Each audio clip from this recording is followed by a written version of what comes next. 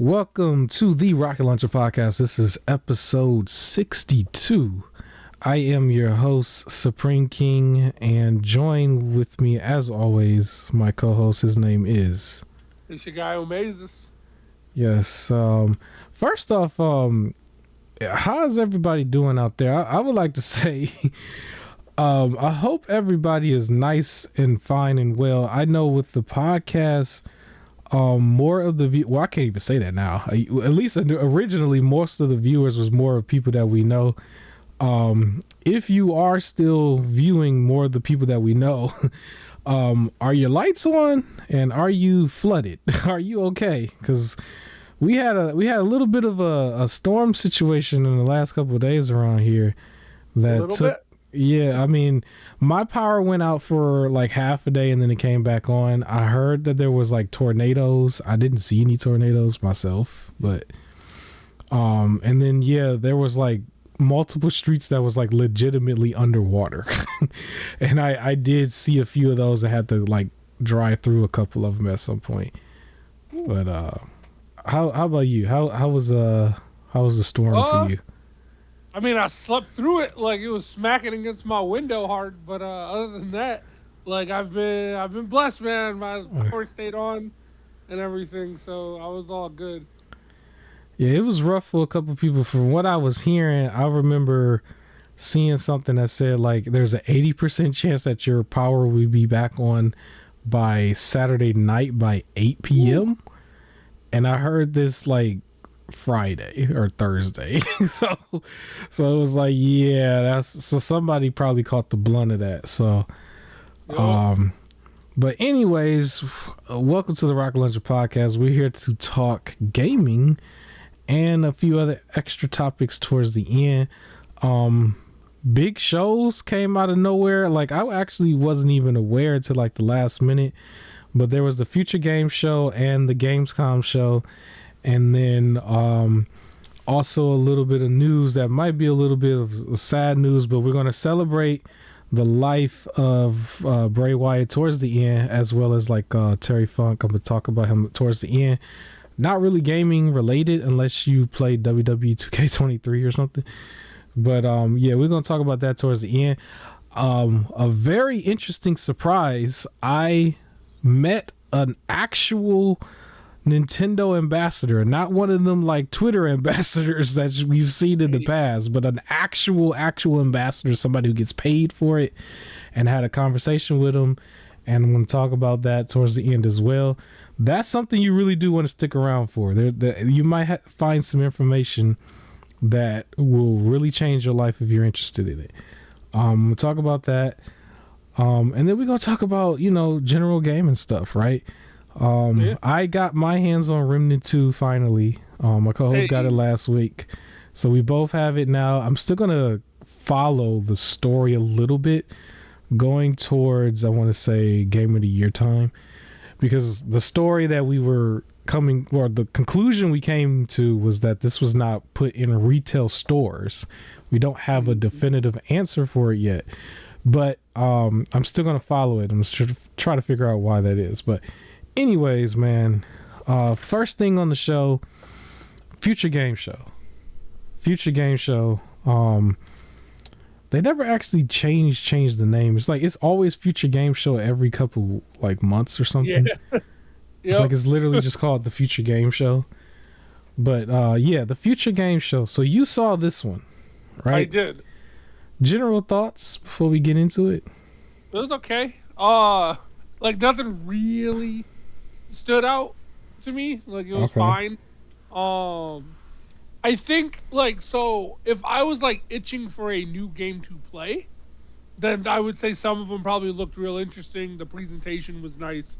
But I think it's because I'm not really looking for anything to play, then nothing really stood out. I think that's more of an on me thing than me putting it on them. Because their presentation, to me, the presentation was good. Of course they had their little jokes and stuff, but I didn't find it annoying. It was good. It was a good little show. So technically it was 3 game shows all together so far. Apparently more stuff is so nobody's listened to us say let's make this once a week. or at least every other couple weeks. Nobody's heard me. Nobody's listened to me. They're still cramming it all day after day. So even as of this recording, I think there's going to be some more stuff that was probably going to get talked about next week. But this show, well, it featured Troy Baker and Erica from Apex Legends. I believe she played Valkyrie on Apex Legends, and then Troy Baker plays everything else. Yep. And so basically how they introduce themselves. Yeah, like they were the cringy hosts. I think they were cringy on purpose. It wasn't like Spider-Man and Mary Jane. Like it was like they were more on purpose, but they were the host of this show. I would say for this show, I did enjoy the pacing of it a little bit more than Jeff Keighley's show. Okay. And I did have a variety of stuff on here that I liked. There was a lot of stuff on here that I've already covered, actually, in past videos, because this has a lot of focus on indie games, and I was pushing for indie games a lot before I just like literally abandoned my channel. So I apologize for that. I will be on the way back. But like one game on here that I see is called Raven's Watch. That's one that I've talked about in the past. It's kind of just like Diablo and Baldur's Gate, but it has its own little thing, and it plays like that. And that was one of the games that was there that I had talked about in the past that I saw, and I was like happy to see it. So a lot of the games that they showed here either had a demo that launched right after the announcement, or there was like one or two games that was like literally shadow dropped right then and there. You didn't hear about it beforehand, and it was like available to purchase in full right then and there. Similar to like how Hi-Fi Rush was at that Xbox show, like the earlier in the year, right? So I appreciated those type of things. It's just it didn't have the same impact because it's not backed by a bigger company. But at the same time, you know, it's still games that I appreciate, because this show is like the show for somebody who has an ROG Ally or a Steam Deck, because a lot of these games are like, they're playable on there, but they're like kind of made like in that quality. They're not really like big AAA games. They were just like your games you play in between. Another one that I put down is The Last Faith. This was a Metrovania game that was like a 2D game, and I believe a beta was released right after the announcement. And I gotta say, I had all of the games that I wrote down in like no particular order, because I literally watched this show on 3 screens, like, and I cut them in 30-minute increments. It was an hour and a half, so I kind of powered through it in 30 minutes on 3 screens because I have a lot of screens. And so it's out of order for me. But the next one that stood out to me I had was like it was called Stop Dead, and it looked like Ghostwire Tokyo, but like more cartoony, almost like Hi-Fi Rush. And that has a demo as well. Did you like that one? You wrote that down? It did look good. So that one looked good. The other games that you mentioned before, like Last Faith and all of those look good, but I didn't mention them because they were also in the like earlier June game shows, and I didn't mention them. So that's why. But I think Stop Dead was one of the newer ones. Yeah, Stop Dead was one of the newer ones. No, that one looked good. The next couple of them that I have written down were also ones that I've literally shown on the channel. So Eternites was another one that I wrote down. This actually comes out September 12th, 2023. Very, very close by. Blasphemous 2, that has some popularity behind it. Another like 2D Metrovania type game, more slasher, more action packed. I've mentioned that one in the past. They had another game that's I think is more new. Parcel Corpse. I think this was like the biker kind of game. Parcel Corpse. Parcel Corpse. Yeah, like I didn't see that one before. I think that one's more new. No, I think they did have that one before, because I recognized the guy who was advertising it, because their little ad for it was like a whole like almost like business instructional video with the dude wearing that outfit. And when they did it earlier, if it's the same game, because it might be, when they did it earlier, it was all that. Like, they didn't show any game footage.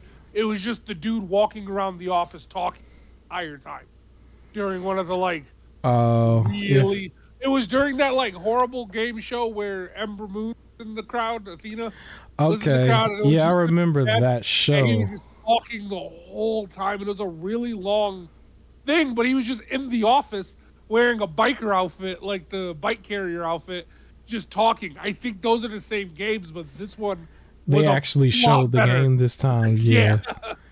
Yeah. So that's probably... I think I gave that show a bad rating too, if I remember correctly. It was horrible. It was horrible. If I remember correctly, one dude who tried, the crowd gave him nothing. Like, they weren't even responding, and then everybody else is just bad. So, that was a pain.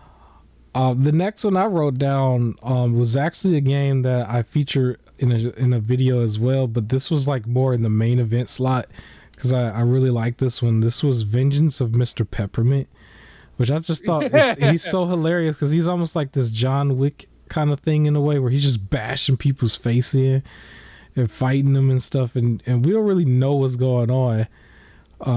But he's I guess he's getting his vengeance. I don't know if they killed his dog or something, but I really want that to be. I want it to be a direct ripoff of some kind of John Wick. Yeah, but that's one, like, everything here I have. Well, not everything. Well, now everything. I wish list, but that was one that I had way early on. They were working on that one over time. It was like in early stages when I first announced it.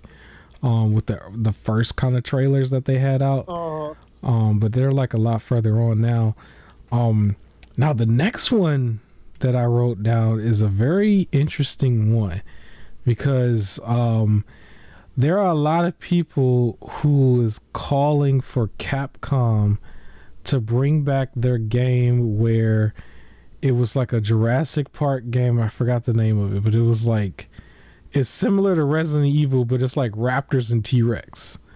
And it's like, I forgot what it's called, but somebody listening to this know what I'm talking about. But there's a game here called Death Ground, and it's almost like a modern day take on what that would have been, where you are basically Jurassic Park. You're almost replaying the scene from Jurassic Park where the kids were in the kitchen and they're like hiding and crawling around and the raptors is like sniffing around trying to find them and stuff, and then you can attack them at some point as well.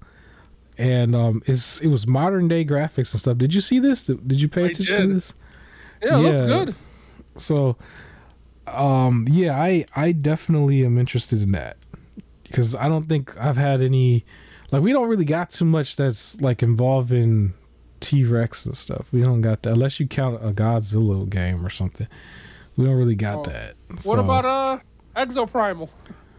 Yeah, I know. I thought you was gonna say Second Instinct, but yeah. No, Exoprimal. That don't count. Kinda. I guess that's their take on that. It's like, no, you did it wrong, Capcom. You did it wrong. That's not what we wanted. It was, I forgot what the name of it was, but maybe I can look it up later on. But yeah, and then there was Sprawl. So Sprawl wasn't really a game that I was too interested in. It was a shooter game, but that was the one that I put the note down that it was shadow dropped because we didn't hear about it before, and then they was just like, it's available now. And so it's like, yeah, so I thought that the show had a good pacing, and they did certain things that I praised the Xbox show for back in January. And so I think I should keep that same energy here because I appreciated the shadow drop. I wasn't really caring too much about another first person shooter, but I appreciated that. And then well, let me ask you, did you care about that game or Death Ground? They looked okay. I'm not a big like survival player, so it was like, but it looked good. It was nice to see like dinosaurs just in general just kind of getting their love again. Like, that seems cool. I think you pronounced this game earlier before we went on. Axolotl. What was it called? Oh, Axolotl.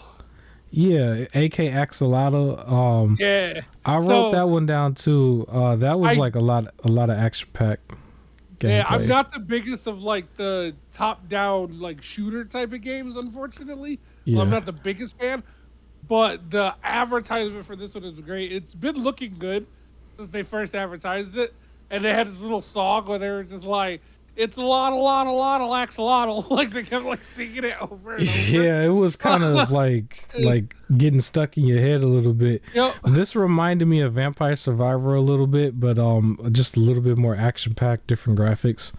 Yeah. Yeah, It's so definitely goofy. Everyone's fallen in love with this animal recently. Like it's a South American lizard. This is a water lizard that everybody seems to think is cute. And now they're like, give it an AK and like let's just see what happens. So yeah, AK yeah. Axolotl. The next one I wrote down was Europa.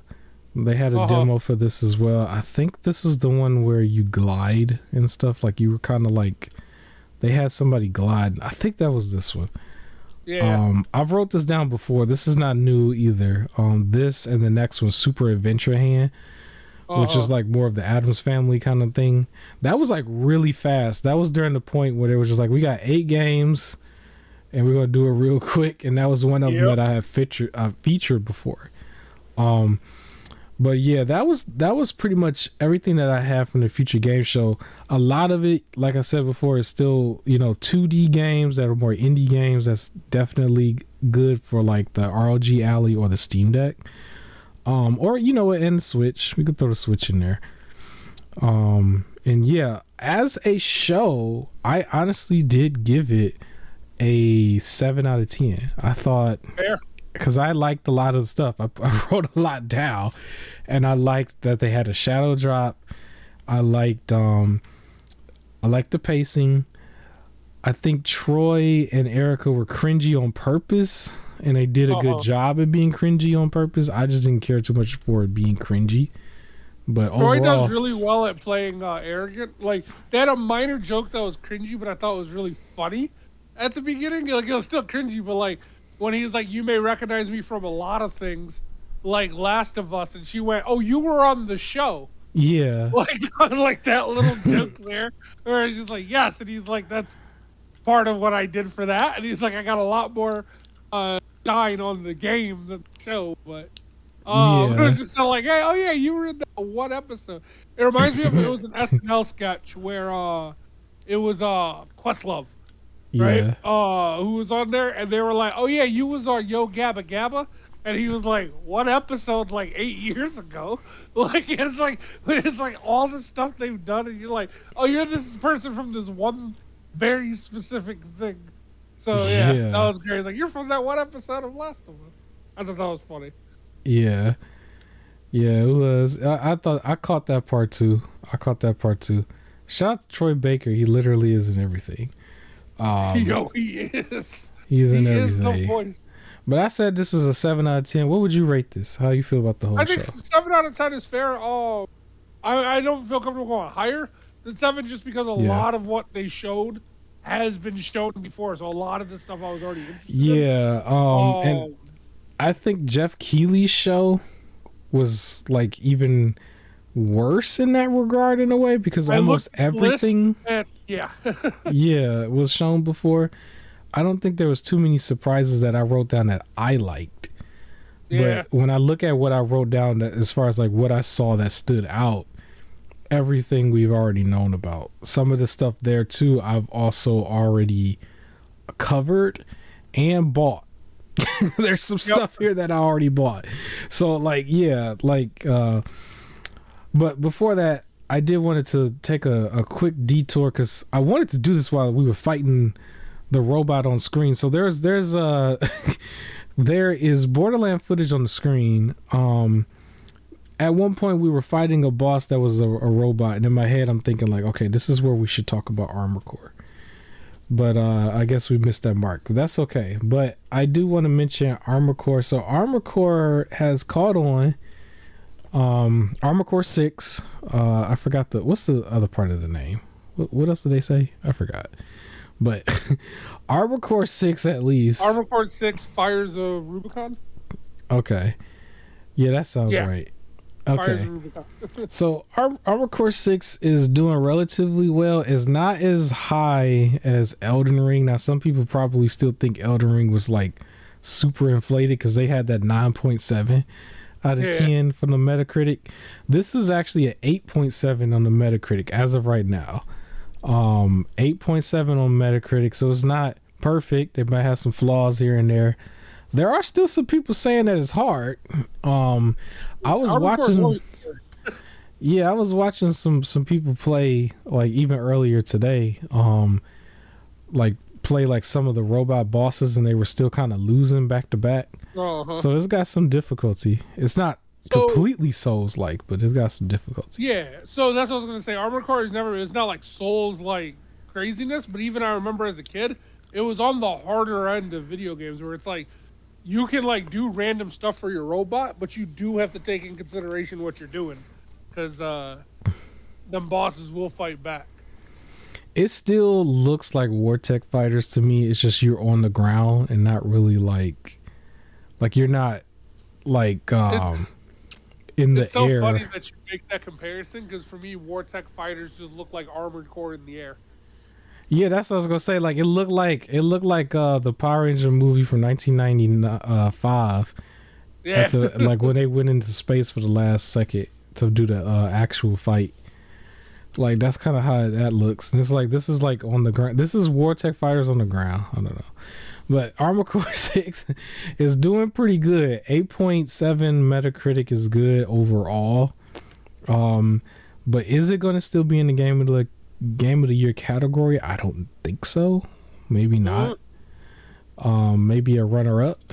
Maybe definitely probably top 10 for the year. I think it might be like number 8 or number 9 for the year. Maybe. We got a big year this year. Yeah. Big year this year, but big praises to them. I appreciate them coming out with that game as quickly as they did from the announcement. Remember, the announcement was at the Game of the Year awards last year, and it's like it didn't even take them a full year to get this out in a time when like other games, they get announced, they're pushed back, they're canceled in the middle, they got to restart, we don't know what's going on, it comes out super buggy and broken. Yeah. Or it comes out, it's not even in the stores, we don't know what's going on. This one, they got it out. They got it out. And they got it out in less than a year from being announced. So they had it polished enough. In the middle of them still, they announced the Elden Ring DLC content at one point, so that's still gonna come. So yeah, shout out to them. Now this is still a game you're gonna get relatively soon, or are you still saying you're more overwhelmed, or how you feeling? So yeah, so I'm gonna get it by Black Friday. It is one of the games that I do want to get this year still. Okay. Amongst all the other stuff that I plan on playing, so it is gonna get picked up this year. It's probably closer to Black Friday because the backlog is heavy. Yeah, so Heavy like I can even year. give the rundown right now. So like I'm currently playing this game called Monster Boy in the Cursed Kingdom. It's like a platformer. Okay. That I've been finding a lot of fun. And I've kind of been doing the story mode for WWE 2K23, like kind of back and forth between the two. Okay. In about a week or two, I'm hoping Monster Boy should be done. And I'm moving on to Baldur's Gate 3. Like, that's going to be the game that I'm playing. And I don't know how long that's going to take, but I imagine by the time that's done, we're going to be close to Spider-Man 2. So if I play something in between, it's probably going to be Digimon Survive or something else that's kind of small. It's funny you say that's small because for a lot of people that was the long one, because it was like more like you just sitting there going through dialogue all day, unless you just skim through it. Like I saw that Survive was finished in about like, what was it, like 16 hours or something? Oh, maybe I don't know what I'm talking about. I could be wrong. Because I remember they was like, because people were kind of upset, or not really upset, but just like they were expecting a game that was similar to like Cyber Sleuth. But it was like, no, this one's not like a video novel. Yeah, it's like that, and then it still has like the turn-based stuff here and there. but it's mainly just reading the Oh, dialogue. never And mind. This game is 40 hours. Okay. yeah, So that one's I a would little play. longer. I'd play something else in between Baldur's Gate 3 and Spider-Man 2. And then after Spider-Man 2, I think Persona 5 Tactica will Okay. be coming out. But like around that time, I think Spider-Man 2 I'll probably be able to finish in like not that long. So once I beat that, then it will be Persona 5 Tactica, whatever I pick up for Black Friday, and probably trying to get to Ghost of Tsushima finally. So yeah, that Okay. backlog is real. Uh, Yeah, I'm gonna get to this game eventually, but I'm gonna be playing probably the game they copy, War Tech Fighters. No, I'm just playing. I'm just playing. I'm just playing. And then now somebody just unsubscribed, right? But yeah. Now to the other show. This show actually happened before the Future Game Show. I just did it wrong. But Gamescom with Jeff Keighley. Jeff Keighley, so his show was like mad long, because there was also this like pre-show with this random dude that I guess is like one of Keighley's friends, because he does the pre-shows every year, I guess. And so it starts off with dude in his house, and then he's like cutting to some of the interviews where it's like pre-recorded stuff, and then he's like back in his house, and then he had Jeff Keighley on a stream call at one point, and then it cut to the real show. But just like before, like my list of stuff is like way out of order because I also watched this on 3 screens and brought it down to like 30 minutes. But funny enough, one of the first things that was on here that I guess I could talk about was Starfield. And so the road to Starfield is going to be coming out really, really soon. And I'll probably come back to this when I talk about the Xbox show as well, because it sounds like they are very confident with this game. They're not looking at it in the same way like I already forgot the name of it. That debacle that came out in June. Redfall, yes. That monstrosity of a game that came out. So Redfall was in a much worse state, and it was it really hurt the brand temporarily. They bounced back relatively okay overall because people are still on the Game Pass hype, and then they had that good show in the summertime. But this game apparently, like with Redfall, they were giving out the codes like really last minute, and that was a thing. Where this, they've already given out codes. They want people to have codes 2 weeks beforehand, and they're confident with it, and they're not afraid of this game at all. They did give it its time. They gave it a whole extra year, and now they're actually ready for a really nice launch. So there are some silly stuff that was happening on this show, because right after they showed like some of their presentation for Starfield, it wasn't as much as what you've seen already at the last Xbox show, but they showed some more stuff. Jeff Keighley is talking on there. He's still trying to talk about this and bring out Todd Howard, but right before he could, we had a dude who tried to copy the little kid with the hair from the game show and tried to like have a Kanye West moment, I guess, where he just comes and tries to ruin it. The little kid had finesse with it. Like he walked up like he was with the other crew. Yeah. He looked like he was supposed to be part of it. They just kind of sick. This guy is just interrupt the stage and everything. He failed so bad because Jeff Keighley just walked to the side like, all right, okay. I'm very disappointed. It's like you never actually really heard what the dude was trying to say. Like we never heard. He was pushing for them to release Grand Theft Auto 6. Okay. That's what he was asking for. He was like, release Grand Theft Auto goofy. 6. It's I don't think Rockstar was even anywhere near this show. Nope. They hiding after that Red Dead Redemption 1 debacle. Ooh, yeah. But yeah, so Jeff Keighley got the praise from this because they kind of cheered him and then they booed the other guy at one point. It was kind of funny. And he was just like, I'm disappointed, and we're trying to have a show to celebrate games and developers and blah blah blah. I'm just disappointed, but Hey, you know what? I'm gonna yo, move on. And then he yo, stood.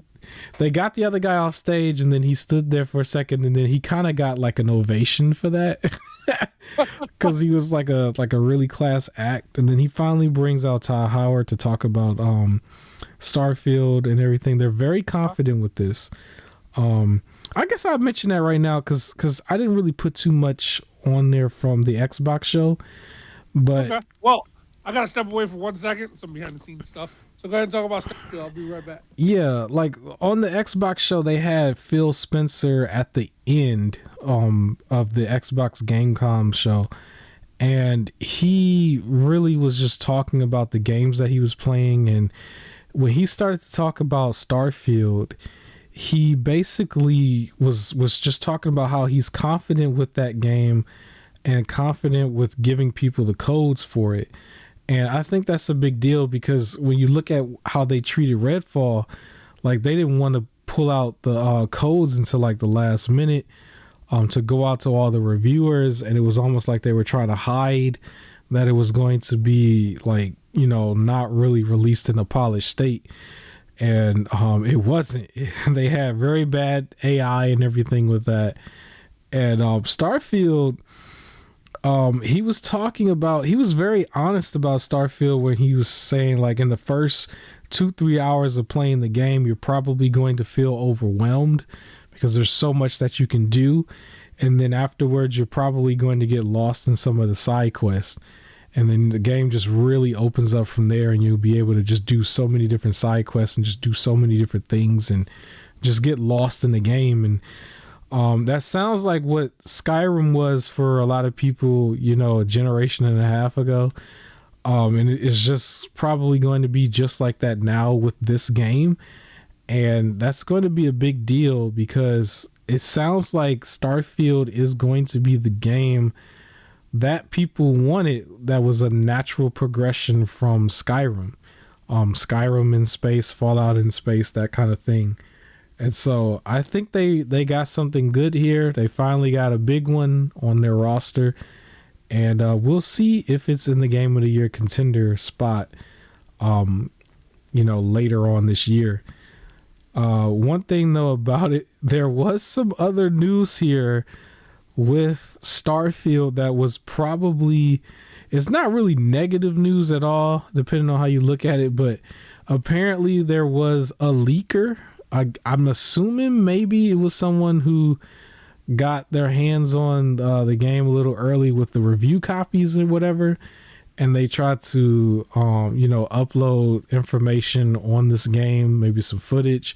I didn't see anything from the leaker himself, but apparently they got the guy. The dude has already been arrested, and so I don't know how Xbox or Microsoft is going to treat this, but if it's like how Nintendo treats people, it might be a little rough for this guy. So the leaker the leaker is gonna probably feel it. He's gonna get a little sting because Microsoft not playing. This is like a big deal game for them. And so, yeah, it is what it is for that person. Other than that, this show had a lot of different games here that were shown previously. Obviously, there's so many big names from Tekken 8 and Mortal Kombat 1. We've already seen both of them enough already, but they were both shown here. Both still look great, fantastic. They're going to be great games when they come out. They showed Call of Duty Modern Warfare 3. That's another game. It's Call of Duty at this point, right? Interesting enough, I believe it's not going to be on Game Pass day one. I guess because the Activision deal is still not finalized, even after all this time. The ink is not dry yet. So I think this game is going to skip Game Pass for now, but you might see it on Game Pass next year, and then the next Call of Duty on Game Pass next year. They showed an update for Crimson Desert. That was another game I wrote down that I thought was pretty cool. Little Nightmares 3. This one is interesting because I co-op a lot of games with my co-hosts sometime, and I believe this one is going to be fully co-op. So I haven't played 1 and 2 yet. I do own both of them though. I don't know if my co-host owns both of them, but Little Nightmares 3 will be fully co-op. And then there was a game called Grand Blue Fantasy or Grand Blue Grand Blue Fantasy Relink. Yeah. That would kind of look like it was almost packaged like if it was a Final Fantasy game. I was trying to pause the screen and look. I was like, I don't see any Square Enix logo anywhere. But it kind of looked like it could have been like one of the Final Fantasy games. Like kind of like 16 where it's not really turn-based. It's just action. But it was similar to that. I don't know if you missed it, but I mentioned that Starfield, there was a leaker that got arrested. With Starfield. Yo, for real? Yeah, so somebody tried to leak the game. Maybe he was got his hands on one of the review copies or something, but yeah, he was arrested. They got him immediately, so there is that. Got him, boys. Did you talk about Sonic yet? I haven't yet. So far I said that they showed off Tekken 8, they showed off Mortal Kombat 1. I also mentioned that Little Nightmares 3 will be fully co-op. That's what's up. And then I mentioned Call of Duty Modern Warfare, Crimson Desert, and then this Grand Blue game. Okay. There was a game I think it was called Mandragora. It's a 2D action slasher type game. I was appreciative of that. They mentioned Diablo 4 here. This was an interesting thing. This might make you roll your eyes because they were showing off the first season, and then within the within the presentation they mentioned another season was going to happen like late October, and that they were planning they were planning to have years of seasons too. That was something I wrote down. It's like they said years of seasons. So I guess this game, they're expecting this to last a while. Did we talk about NBA last week? I think we did. Yeah. That they're doing season pass. So I was looking more into that, and it turns out this current NBA game had 7 or 8, I think either 7 to 9 seasons. So that means they're expecting you to buy this thing for each season. Yeah. And you could pay $2 to just skip a level.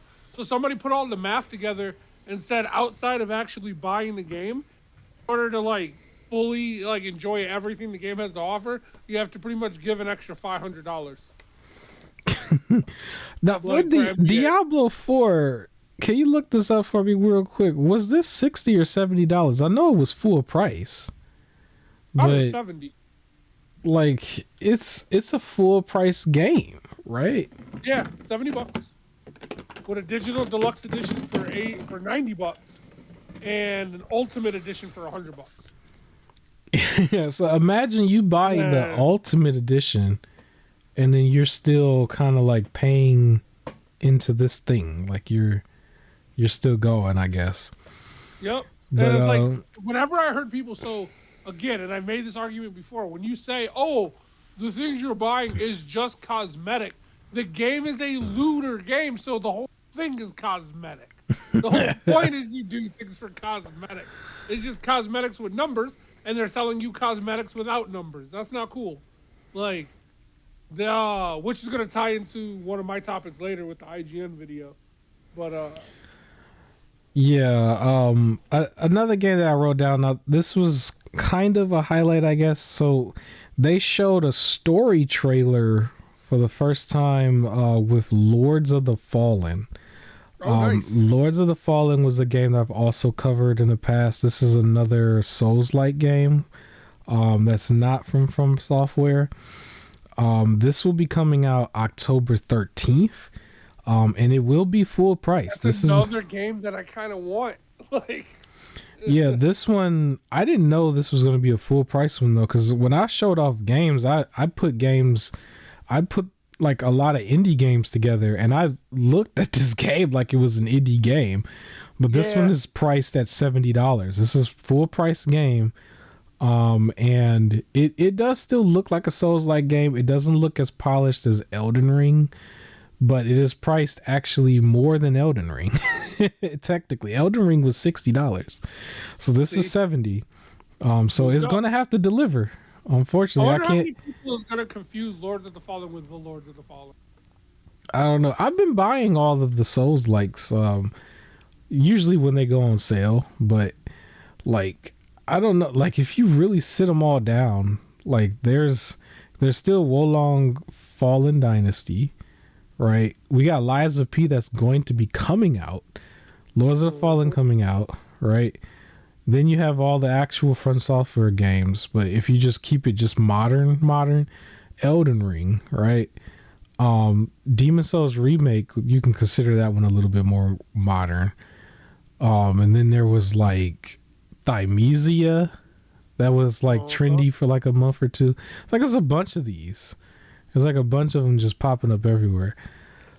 So maybe it might be time for the industry to slow down in the Souls. Like I don't need them to go all copy Armor Core now, but like maybe it's a little oversaturated with Souls like games. I don't know. It seems like it. It seems like it to me because So it could be. But I'll also, I guess, slightly argue for the person who, if all they play is Souls-like games, Yeah. right? Like now they have a wide variety to go off of, I guess. Yeah. But still. All right, the next game. So I guess 2 in 1. I did mention, or you just mentioned it, and I'll start with the first one. So Sonic Superstars was shown. Yeah. I still say that this is Sonic done right. I think that's the one that's done right. That comes out the week after Lords of the Fallen, October 17th, or that might be the same week. I might figure this out later. I might go and look up how many games is coming out in October, because I remember October, I think we said this a while back, that was one of the stacked up months. Yep. September and October was like super stacked with games. Yep.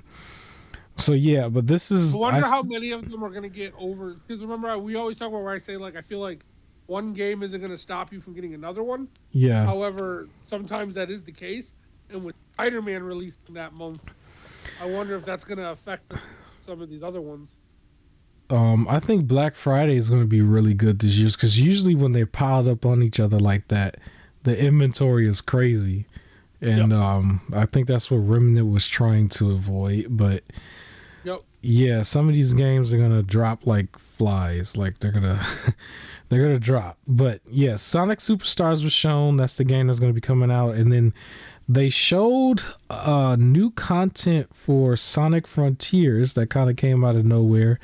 And we got to see some Super Saiyan Sonic going on, and even more Super Saiyan. Yeah, so like original Super he's Saiyan double Sonic ascended. Was gold with blue eyes. Then he went Super Saiyan 2, so now his eyes are also gold. Get ready for 3 when he doesn't have eyebrows and his hair extends really long. You know what? That's funny because like.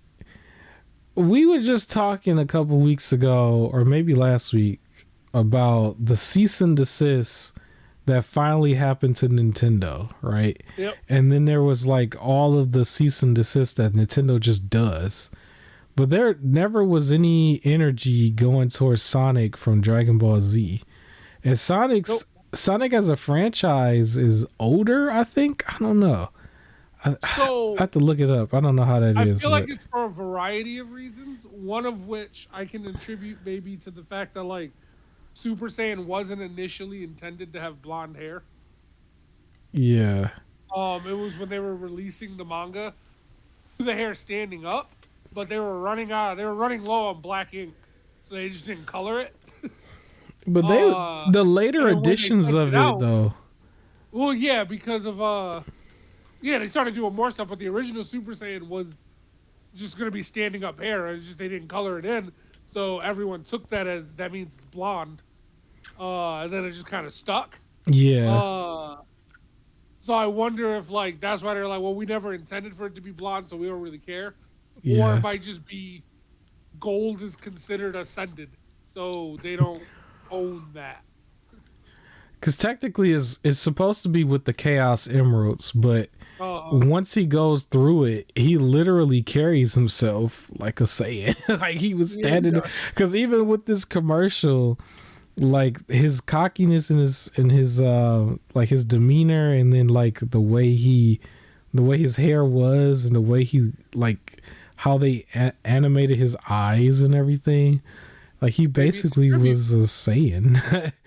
You think Yeah. maybe they contacted them beforehand and was like, we want a tribute to Dragon Ball Z by doing this? So they I don't know, because I remember, do you remember at one point they had the Sonic cartoon that was like it came out later on, like it wasn't like the original cartoon, but it was later on, and they did the Super Sonic in that, and they had a fight sequence with him and somebody else. It might have been Hyper Shadow, and they literally was moving and doing the fast punching as if they were like if it was Goku and Vegeta. And I bet they got permission to do it, probably. Yeah, I would imagine maybe so, because I don't think Sega would have been able to take that type of hit, because Dragon Ball Z was never in a decline. It always seemed like they would step back and then just come back with something else every year. But I don't remember them just being in a decline where Sega, like they needed, Sonic kept them afloat. Like basically, like they took some Nintendo money and stuff too. Like Sonic would really keep them afloat. And then there's like the fighting games and stuff too. But Sonic alone, like it carried them all the way to like the movies and stuff, you know. But I'm interested. I still own this game. This is one of the games that I bought, Sonic Frontiers. So I'm interested in the new content when it comes and everything. And then actually right before the very last thing, there was one more game here that Troy Baker was on this show as well for this game, because he's in this game. This is a game that I actually have looked at as well on the channel before. So Fort Solis, this is like a space horror-ish game, you know. However that is, it seems like it's based on some sort of horror story or something going on, and so that was shown here on this show. So I still have, you know, a lot of cool stuff here that I'm interested in. A lot of it I have seen before, which includes that. And then the final thing that I have on my list was Alan Wake 2. This is somewhat of a big deal for me. It's not necessarily top 5 though. Perfect timing, because now Alan Wake just hopped on the screen.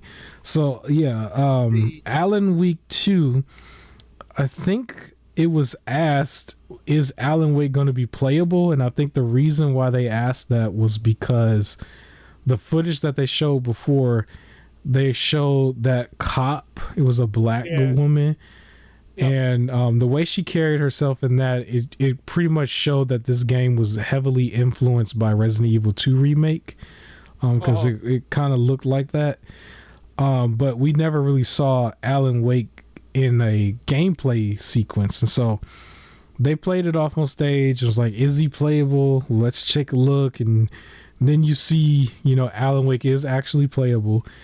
And I never doubted that for a second. I was like, why would I have this game? And then all of a sudden, like, he's there, but we're playing this girl the whole time, right? I didn't think they was going to pull a Abby, but yeah. But then again, it's harder to do that in Alan Wake when the game is named after him. Yeah. And so same stuff as what we're seeing right here, just more modern day graphics and the updated look to it. We saw some gameplay footage and a little bit of the story kind of thing, and it flashes back and forth between like live action and the game, and it works so much better here than the Alan Wake American Nightmare game from way back when, like 2008, I think.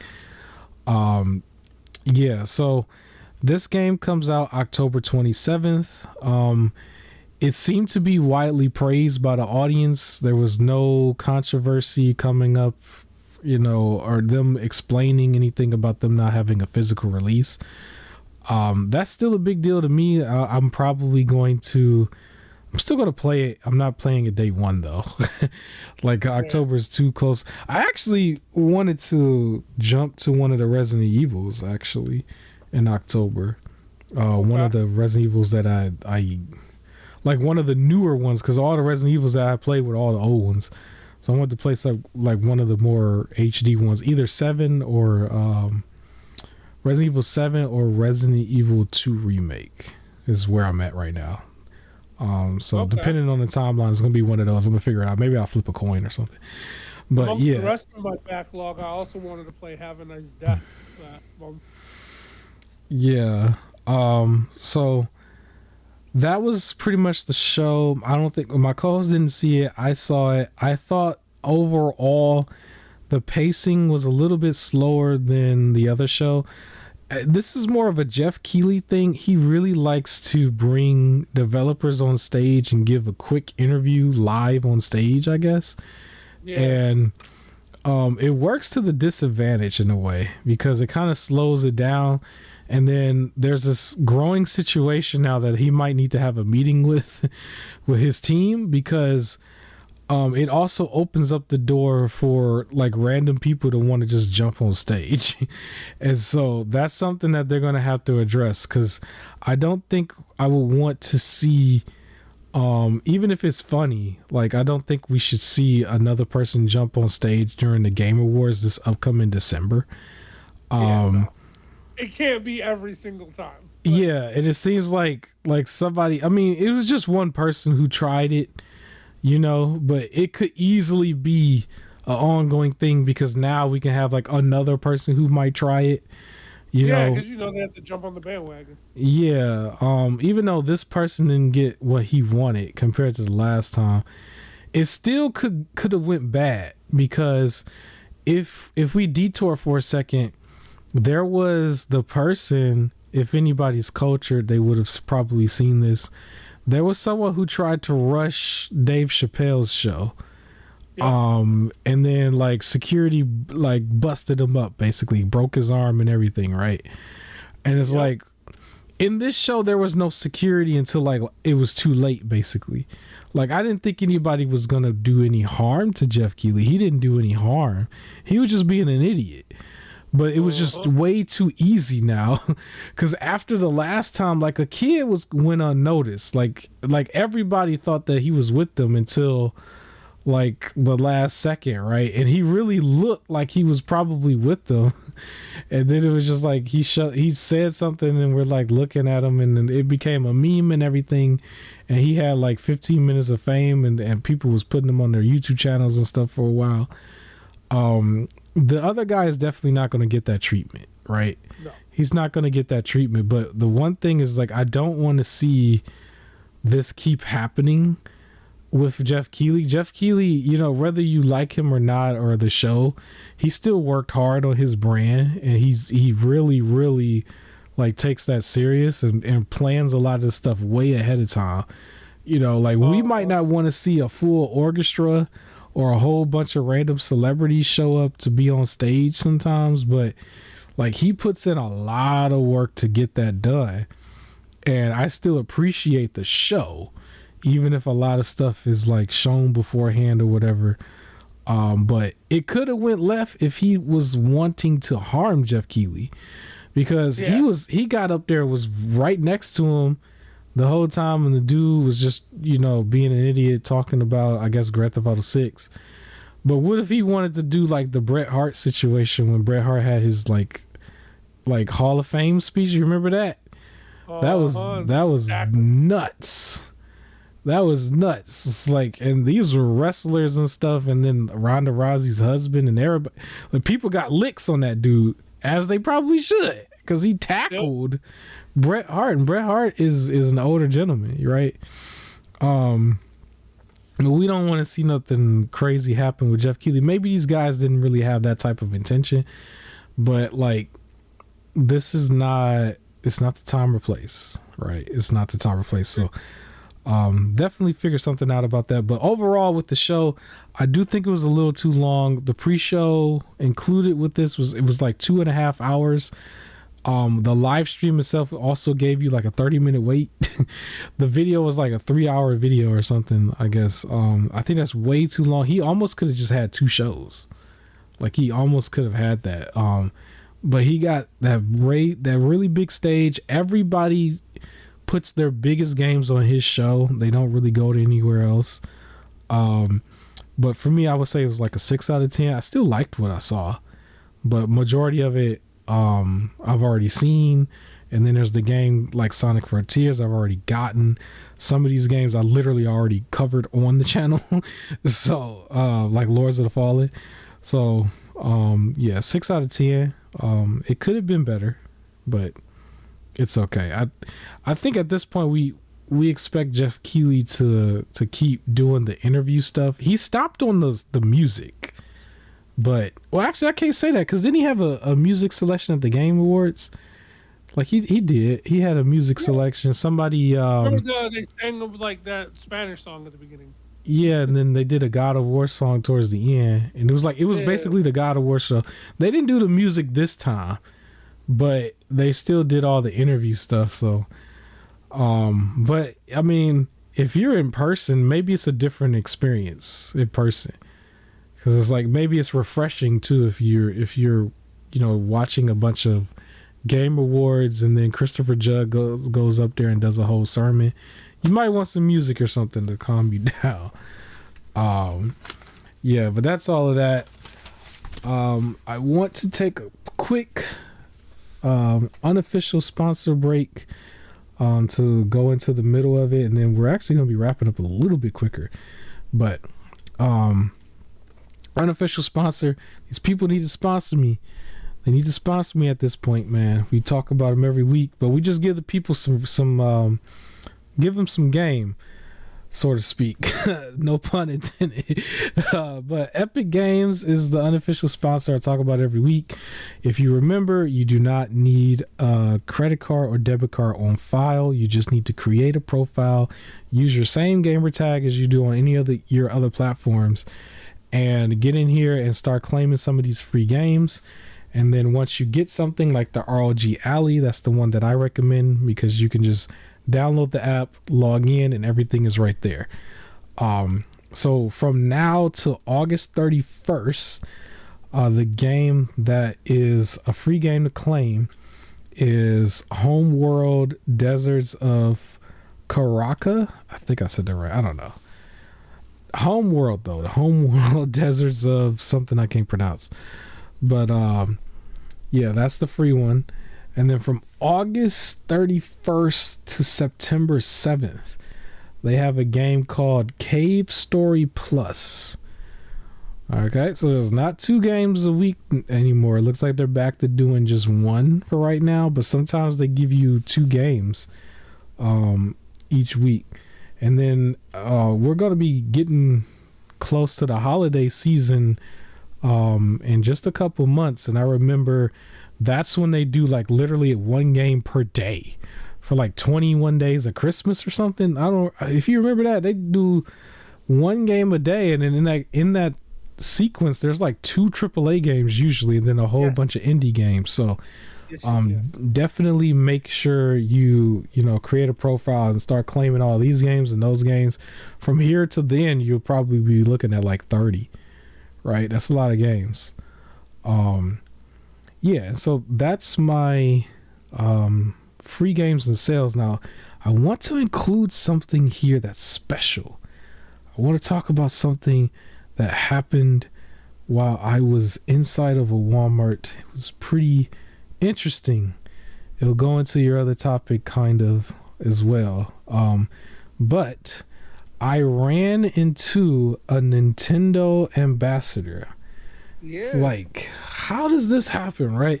So, to paint the picture, I went into Walmart like extremely early. Like I was in that bad boy at like 7 something in the morning, before everything, right?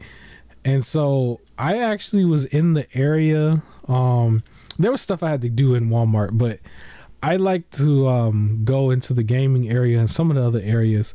So I did my check to see if Remnant was on the shelf. It was not on the shelf.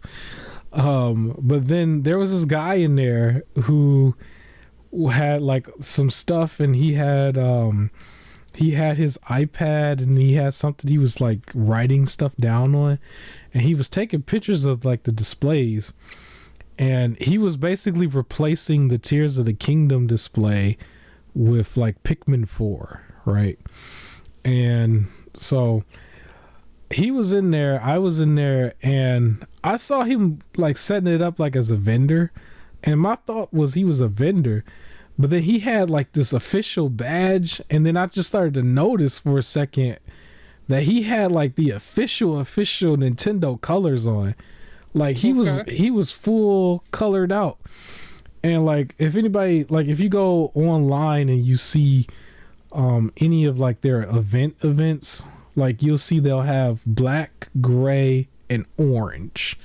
Like that's their colors. Like some of their like Letterman jackets and stuff is usually around those type of colors.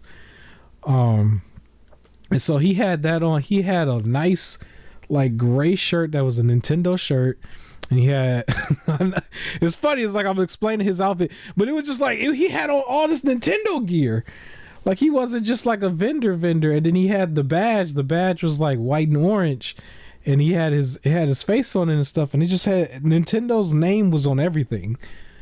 And I just like, I saw him and I was looking at all the displays, but then he wanted to take a picture and I was kind of in his way. So I moved over. Like so he could take his picture of like the Nintendo displays, and there was some games and stuff that was in there that was like a little crooked or whatever. He's like making notes about all of that, like to get all Walmart and stuff, like why you got stuff in here crooked. But I just asked him, I was just like, are you a vendor for Nintendo? And he quickly, you know, like he wasn't rude about it, but he was like, I'm the ambassador, basically. And I was like, whoa, you the ambassador? Because he also had like a book bag, and it had all the stuff that he was trying to like put up the Pikmin stuff to replace the Tears of the Kingdom stuff. And he was like, I cover like 80 plus stores, and I set up the new displays and do events. And the events was like the big thing. So he told me about the event that's going to be coming up, that I'm going to share with you guys, that I want you guys to like actually pay attention to in your area. Because of course you already know your boy asked him like, yo, how do you get this job? Like it seemed like a cool job. So he told me that it's funny because somebody, like he asked somebody else that same thing when he was working at he said EB Games. That's a throwback for anybody. I guess an ambassador came into EB Games store back in the day, and he asked him that, and he transitioned from EB Games to being an ambassador. But basically he told me to go on the website.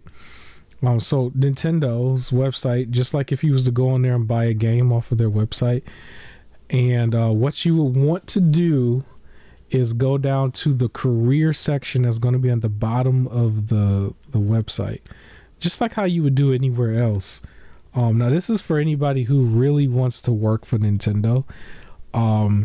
It's pretty cool. Like if you are in a situation where, you know, you're not really making that much maybe, or a $70 game might be kind of hard for you to do on a, you know, regular basis or something, or you just want to work with like at a dream job setting, like working for one of the big carriers like Nintendo or PlayStation or Xbox, this might be cool for you. I'm definitely going to be looking back and forth because I saw some of the gigs that they had on there that I thought was really interesting, and I'm going to actually go through one that I saw. But so long story short, he, as an ambassador, he goes to all of the different stores, and so the stores would include Best Buy, Target, and Walmart mainly. and then there's a few other ones here and there. And he sets up the displays, and he also sets up for the events, and he goes back and he sort of critiques their displays to make sure it's Nintendo's being represented correctly in these areas, and he reports it back to Nintendo. And apparently these type of ambassadors, they also go to some of the political, like, not political, I don't know if that's the right word, but because when I was talking to him, he was very, very professional and very, very, like, not like how we would talk, like, even on the podcast a little bit. So it sounded like he has to also talk for Nintendo, I guess, in the state that he's in. And so I asked him about it, and I asked him, was he very, very busy? Because he told me Nintendo only hires like 3 to 4 ambassadors per state. And like, if you're going to do this, be prepared to really travel within your state, apparently. And going to all these different stores and setting up, and you're doing that. I think you would do this almost all day. And so he had been doing it, the guy that I talked to, for around 15 years is what he told me. And I said, is this like a dream job for you? He's like, I've been doing it for so long. I guess it is a dream job, but he's been doing it so long.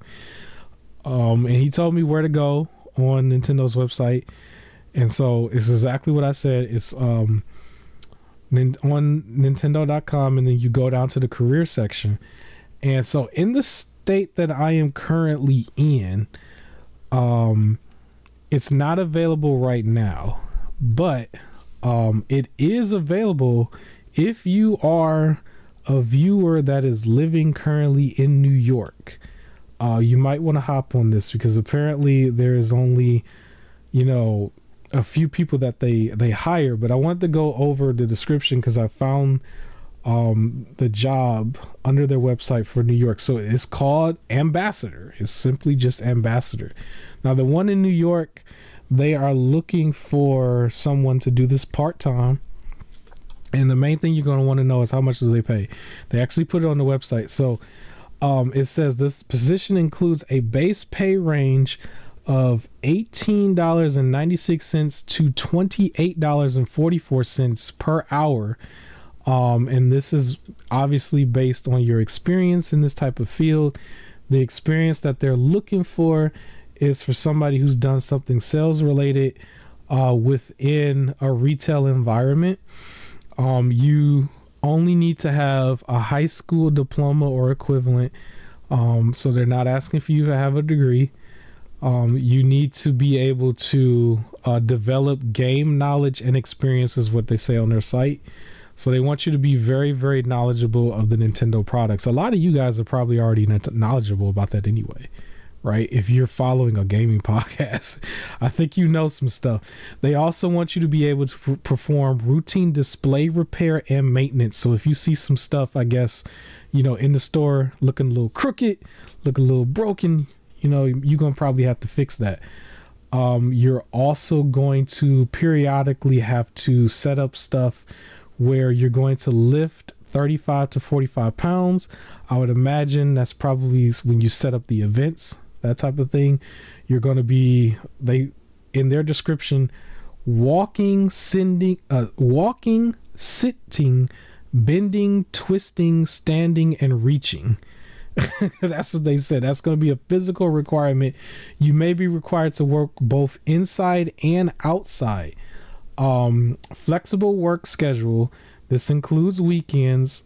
This also includes holidays and occasionally overtime for special events. This job also includes a bonus that's semi-annually, and then you will have benefits that includes medical, dental, vision, 401k, and also you will have paid time off. So this sounds like they're giving you, a lot of little stuff here. This might be a move for a lot of you. The one in New York, is part-time. I don't know if I mentioned that already, but I would say for anybody else, if you want to change your situation, this might be the move, because I'm pretty sure he also flies back to Nintendo and back, because he mentioned like he goes to headquarters, and I can imagine headquarters is not here. Headquarters is over there. So you would probably change your life completely if you took this type of job. It would be a very interesting move. I'm interested in like doing the events in my area. I would show up to the events in my area, even for whatever, what was it, $19, $19 an hour or whatever, just for an event. I mean, the next event is going to be when the Super Mario Wonder game comes out. He told me where it's going to be in my area, but for you guys, you got to probably figure that out, because I can imagine Nintendo's going to do that everywhere. So figure out what store it is and show up to that store and talk to the ambassador. Try to get in there, try to network. It could change your life. This is cool. This is really cool. For me, I think I'm going to do my homework and also look under Xbox, also look under PlayStation, possibly even Steam and Epic Games. Epic Games owe me money. So, yeah. So, this is pretty cool. Who wouldn't want to have a dream job in the gaming space? I might even look at it, even as much bad as I've said about Hasbro, I might look at it at Hasbro too, because it would be cool to show up to like events and work the event, you know, where you're handling the stuff that you grew up with and that you collect. How you feel about that? I think it's a really cool job. If you can, I was on mute, my bad. It's all right. It's all right. I was like, oh, he gone. He don't care. Yeah, nah. But no, I think it's a really cool job. If you can find a position in your area, right? Because it's like it's not easy, but like something that you can like enjoy doing every day. Yeah. Jobs that's in a field that you obviously enjoy. If you're listening to a gaming podcast, so like, yeah, this might be a big deal for some people, because in the gaming space, typically when you game, you go to gaming to escape. You know, like whatever you're escaping is typically related to work, because you got to show up in places you don't want to show up no more. But imagine this is the work. Then what are you escaping? And then you're not showing up to the same place. You're going all over the place. And then they're going to have you catch a plane probably over in Japan, right? Every now and then and stuff. And so like you get to be an ambassador. You learn how to talk like an ambassador. And this ain't no Twitter ambassador. This ain't all that stuff that was happening with the Xbox ambassador girl and all that stuff. This is the real deal. You're going to get paid. Yeah. You know what I mean? You're going to get some benefits. You're going to get a 401k. This is way different than getting a game code from like a YouTuber, right? This is the real deal. So this is a huge piece of information for people to take a look. Like I said, also look under the PlayStation, Xbox store. Look under Steam if you can, and Epic Games. I'm going to do my homework to do that, because I don't know if this would be something that I would do full time. Under the New York thing, it does say part-time. I would not mind. I don't think part-time is every day. I don't know, but we'll see, right? I would definitely be the guy who would just do the event once every 3 months or something whenever a game comes out. You know, like that sounds awesome. You know what I mean? To be a part of, like, that sounds like something that's really cool. And you don't really get too many events no more, right? Like everybody's digital only. They go home and like unlock the game at midnight. Not too many people go to midnight releases anymore. You see them every now and then, but it's not every game anymore. But at least if you're running it, you get to go to the events. You get to pay. You get to be paid to be there, right? That's the big thing. So, yeah, I'm going to do my homework. Guys, do your homework and look at this stuff every month if you want to change your situation. Because at the same time, if you put in some years and stuff, $28.44 to play video games or set up video games, that sounds pretty cool. Really? That sounds pretty cool. I mean, it's more competitive pay, but it's still competitive pay like that to play video games is awesome. I would take that over what I do. Oh, yeah. So yeah, That's a huge nugget for y'all. That's big. I don't know how many people talk about that.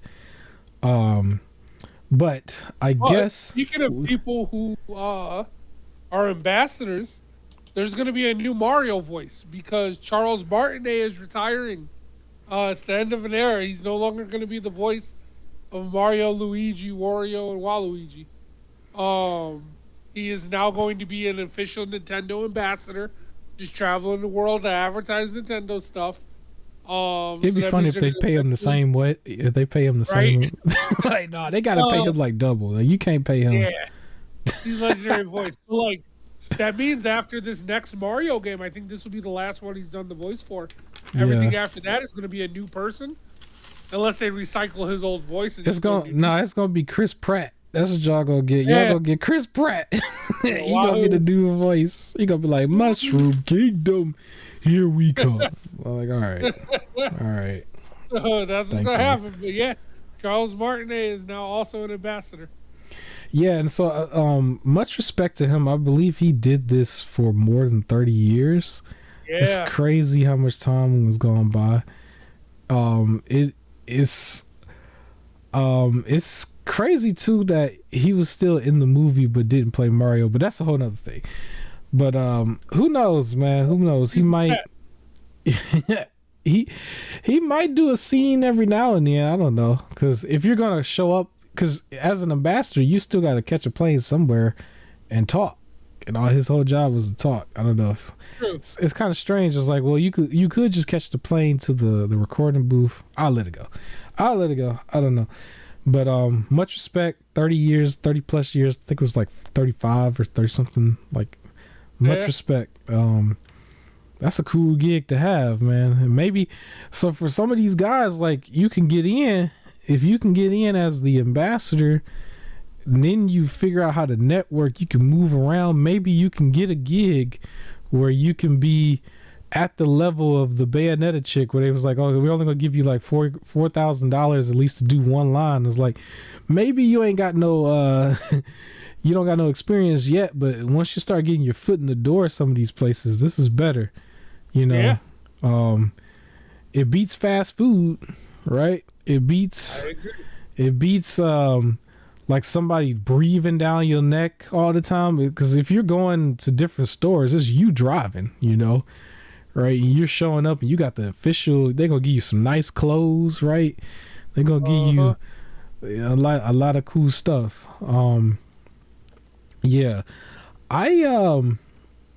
I really do think I'm gonna look into at least the part-time stuff, see how that goes. Like, how can I, what changes is gonna be made? So if anybody, if y'all start seeing certain like criticism of Nintendo on my channel, just all of a sudden the videos are privated, just know your boy has gotten paid. You know, it's like, listen, last thing I need is to be in an interview and they just pull this up and they just start playing it, and it's like, so why don't you tell us about this? I'm like, listen, that's not even me. That's not even me. That don't even look like me. That's not me. That wasn't me. That don't look like me. It don't sound like me. That's not me. But yeah, but maybe Xbox and PlayStation might not be that strict. You know, maybe you can get in over there. You're gonna tell me you're gonna be a fanboy for one of the systems, and if the other system offer you a job like that, you're not gonna take it. You're right. You're gonna take it. We gonna see. Because I even got an Xbox, and I'd be an Xbox ambassador. What? Yeah. Look, what Nintendo like third place for me. Honestly, I didn't say so much criticism about them. I didn't gave them backhanded compliments and everything. It's like, what? I would be up in there like, man, you know what? I'm so happy. I'll be in that interview like, yo, the ports, that was genius. That was genius, because you know a lot of people didn't play that. That was genius, and the way you put those Game Boy Advance games on there, like one or two of them a month, that's such good business. You're doing such a great job. Man, you know I'll be in that interview selling out. Don't act like y'all not gonna do that. Don't switch it up now. Y'all know y'all be selling out in that interview.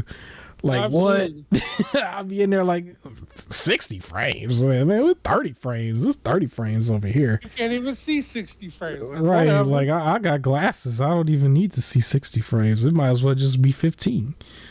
I'll be up in there. Not uh, big team. all right, Oh real man. quick, because I wrote this down, then we can kind of move to the next topic. I was talking about the Xbox at the Gamescom, but I didn't talk about everything else that they shown. It's on my next page, so I just listed off real quick because it's not that much. But they're still confident about Forza Motorsport. Forza Motorsport is still going to come out after Starfield, and then they were also showing off Persona 3 Reloaded. Remember, that's going to be a Yeah. game that's going to drop day one on Game Pass. So they were showing that off there as well. Some of the other games that you all have seen before. Their show, I didn't really rate it because I didn't watch it all the way through because it was way more laid back. It was a lot more interview like and just showing different developers and just talking to them and stuff. So it was like when they do those interview shows, it's like, I don't want to see that. I only watched the Phil Spencer part at the very end, and he was pretty, like, you could tell he's really a gamer, and shout out to him because one of the games that he was going on and on about was actually Remnant 2. He was playing Remnant 2, which I think is pretty cool because that's a game that was a big deal to me, finally getting it. How cool would it be to be like, okay, he's like our third like co-op persons, like we go through the whole game with Phil Spencer, just like, yo, That'd be cool. that'd be kind of cool. Ask him a bunch of stuff and he'd be like, I told you I can't tell you that. I'm like, all right, yeah, but I just wanted to know, like, what's going on with this and that. But yeah, so I thought that was pretty awesome. That he was into Remnant and was still talking about other games as if he was a gamer during his interview. Excuse me. But there is a couple things that was not mentioned there that we might want to talk about going on with Xbox. This is actually my co-host's topic, but he plays the games out there with the gamers. I've also seen like people show screenshots of his gamer tag because he'll be in a game randomly, like, you know how like when we play Destiny, he plays Destiny too. Like when you see somebody's name, like how I was seeing like people in that clan, like literally like people see him in there and they'll take screenshots like of him there. Like he'll be playing the game Destiny with them. But Wild. yeah. However, I don't know if he talks to the people that much, but he does have some rules out here. You want to tell us about these this 8 strike rule that Xbox he said has? 8 strikes and you're out. So they're doing a new suspension scaling rule where everybody will start at 0 unless you have some major stuff already that you're striked for. But then basically profanity is worth 1 strike. Cheating is worth 1 strike. Being inappropriate, like adult inappropriate, is 2 strike. Okay. Bullying is 2 strike. And Racial slurs got to be 0 strikes, right? Hate speech is 3 strikes. However, It was 0 strikes during the Xbox 360 era, but yeah. it was. But now 1 strike means 1 day suspension. So you can't like log on to any online stuff for 1 day. Okay. 2 strikes is also a 1 day suspension. Oh. 3 strikes is a 3 day suspension. Oh, so they'll give you 2 days for the 2 one. All right. Yeah, no. 4 strikes is a 7-day suspension. Ooh. Starting 5 to strikes sound like is some. a 14-day suspension. Starting to sound like some social media platforms that would not be mentioned. Yep. 6 strikes is a 21-day suspension. Okay. 7 strikes, 60-day suspension. And if you hit strike 8, a 1-year suspension. Wow. Every 6 months, they'll reevaluate where you're at, and like you can you go back basically to 0 every 6 months. Oh, okay. Okay, that's not However, too bad. that means if you hit 8 strikes within 6 months, you're banned for a full year. That's kind of Which crazy. I don't understand. Which is kind of hard to do because if you're banned for 60 days, and then you come back in with just, I guess you have to like hate speech it a bunch of times. Yeah. To get those 3 points. But the profanity one, I don't like the people. That's very. I think a lot of people go get the profanity one. Oh yeah. So I think it's also like if you're DMing people with like heavy profanity and like Oh, cussing them okay. out and they report you. Um, I don't know how like monitored it's gonna be, but you could also, it says moderators review and categorize as profanity. So if they categorize it, you'll get suspended. But everything's gonna be reviewed by a moderator. They say strikes can be removed as a result of an appeal. But like what sucks is like, so let's say you pay for Game Pass for like a year, Yeah. Well, and you then get all of a access sudden to you just get banned for a year. yeah, You a lot can't of play anything online, but it's almost like you can't log into your profile. So I don't know if you can play those Game Pass games. I don't know if it just blocks you from but online at the play, same or if time it blocks you from logging in. you can still cancel Game Pass at any moment though. You're not Oh, true. locked in to just unless you paid for a year, maybe you could try to ask for a refund. I don't know how well that's gonna go, but Oh, you you're can also, yeah. So if you're cussing somebody out, they can record you and everything that you're saying, and then just submit it. Then that's when oh my Xbox will ban god. you. Oh, I typically play with friends only. yep. But I can imagine, let's say the channel really takes off, I can imagine a lot of people will probably want to play with me. But I don't know. We'll cross that road when we get there. But I'm more of a person that's on every platform. I do remember there was mention that Phil Spencer wanted to figure out a way to ban you on all platforms, and that became a thing.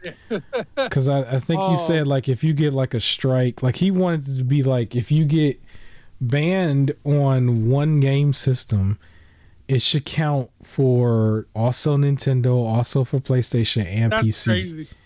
Now I looked up. That's crazy, but I did Yeah, look up PlayStation's banning stuff, right? yeah, And basically, you can get banned to where you're blocked out for like years' time and things like that.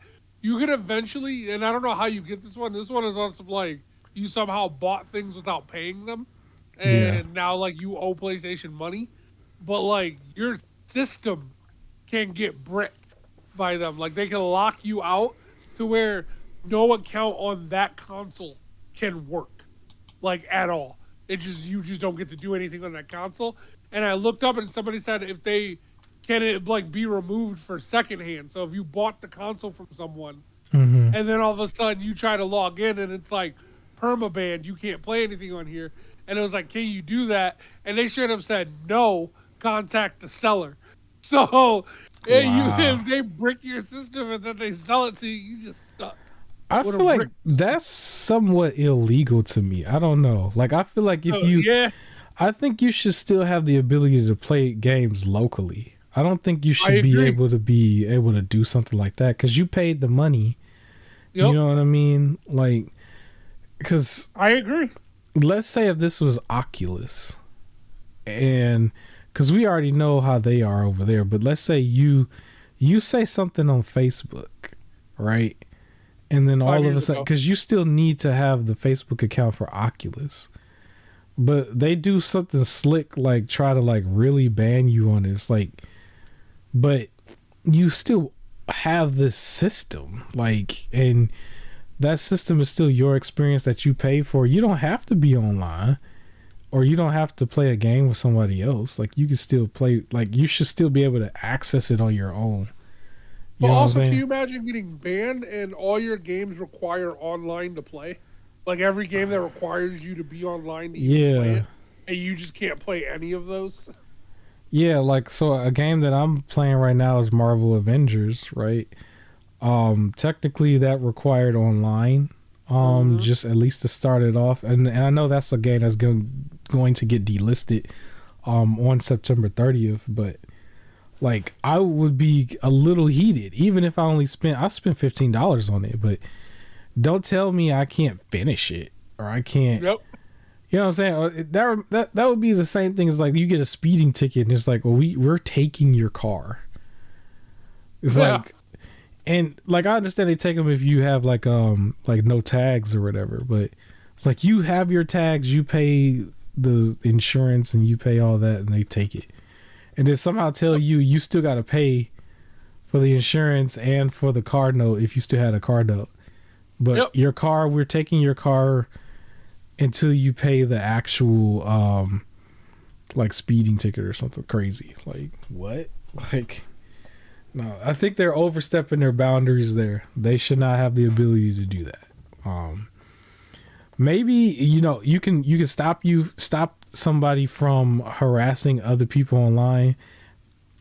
Make it where you can't matchmake ever again with that particular person. Maybe I agree. something like that. If it came down to that, because you still have the ability to block people, and things like that. So if they do something like that, that makes sense. Quick note, I remember seeing somewhere where I think Elon Musk is making the change where you can no longer block people on Twitter. Did you hear about that? I did. I did. So I don't know how that's going. He's doing the opposite. He's like, listen, we Apparently there's actually a rule that for social media platforms, you got to be able to block people. Otherwise it's not going to be in the Play Store. Like, that's one of their rules, is having the ability to, like, not be harassed in order to be in the Play Store. That is crazy to me. Yeah. Because So you're not, like, there are some people who just block them if they have a difference of opinion. yeah. But also at the same time, it's like, is it worth really arguing with people online? Like, just ignore them. And, like, if the people go online to, like, talk whatever they want to talk, but they don't want to argue. They just want to, like, be validated. Right? And it's like, it's just going to, like, so anyone who's in that mindset already is just going to block anyone who disagrees with them. By taking that away, is going to drive them off of online, which might be the goal, but it just seems weird to do. It's like, that's how they want to use their thing. Let them use it. Who cares? I ignore them too. Yeah. So this is some weird Xbox news, but Real we'll quick, see. on the footage that's on here, I want to talk about it real quick. This Go is me ahead. playing as Nick Cage in Dead by Daylight. Oh, Okay. it was fun. So he talks like pretty much the whole time. Like when matches start, he's saying something. He has this whole high knee run. There's a part where like I wouldn't even know that the killer is like there, but I'll turn and he'll just go like it starts freaking out, and it's like, oh shoot, I'm looking at the killer. All right, let me go. He's just extra goofy. Oh, yeah, he was definitely fun to play as. I'll mention, I guess, if you are still an Xbox player and you have Game Pass, I believe, Dead by Daylight might still be in there, but the new Texas Chainsaw Massacre game, there's a lot of people who jump to that because it's brand new. I believe that was in Game Pass day one, for you guys, for anybody who want to play it.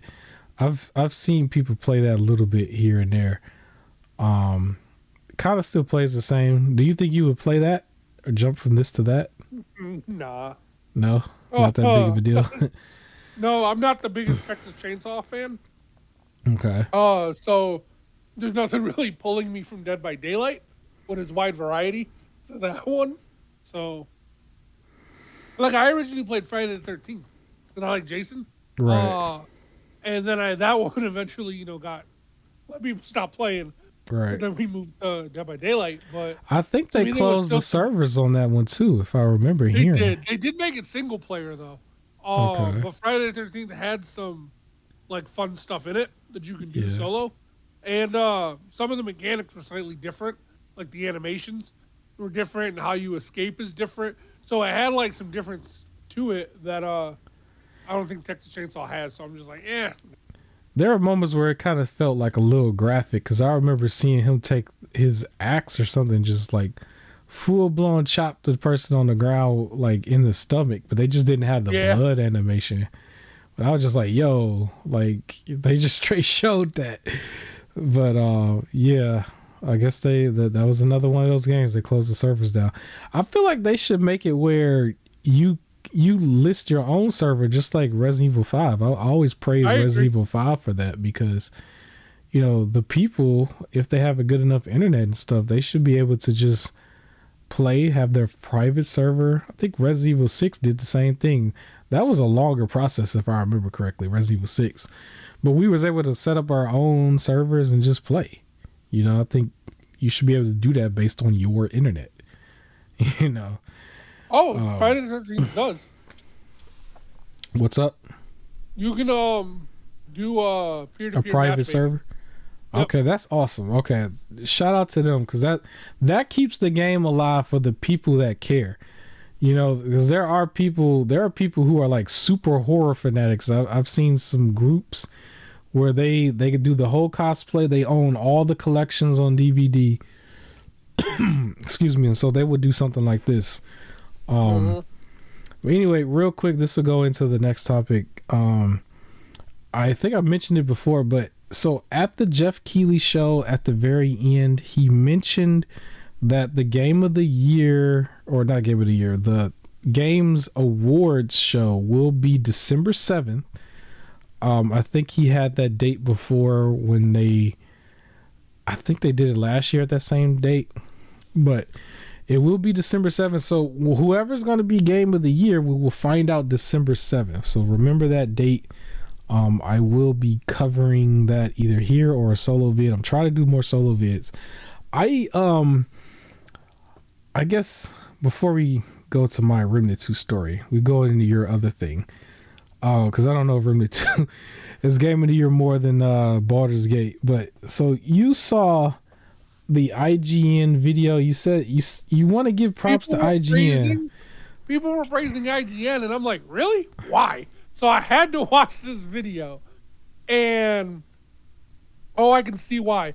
So it's this guy sitting down, and he's talking about Baldur's Gate 3, and the video is titled Baldur's Gate 3 is causing some developers to panic. Now, Yeah, I remember this is the seeing a lot video of that those is upset clips like a lot of developers. So here's the issue that he argues for, and it makes so much sense. It's this idea that everybody keeps saying Baldur's Gate 3 is great. No microtransactions, no sneaky stuff. It was working on day one. It's like been really good. It's been really fun. Everything's in there. And then they're like, this is what games should be. And then they're like, hey, that's not fair to ask indie developers to try and make a game of that scale. And somebody goes, I didn't say that. I didn't say indie developers need to do this. I said no microtransactions and blah, blah. And they're like, oh, you're asking indie developers to do Rockstar level stuff without the Rockstar level funding. And then they're like, Larian Studios didn't have that type of funding. They begged to make this game, and if it didn't work, they were probably going to get like closed down and everything. And every time they argue, it's like all we're saying is make a game that's not trying to steal from us. Everyone right. turns it around and they keep going like that's being mean to developers. And it's like no one's targeting developers. We're targeting the other people in charge who forced the developers to do this. And then somebody else pointed out a fact that if the game is getting praised for all this stuff, why is it not fair to say that should be the standard?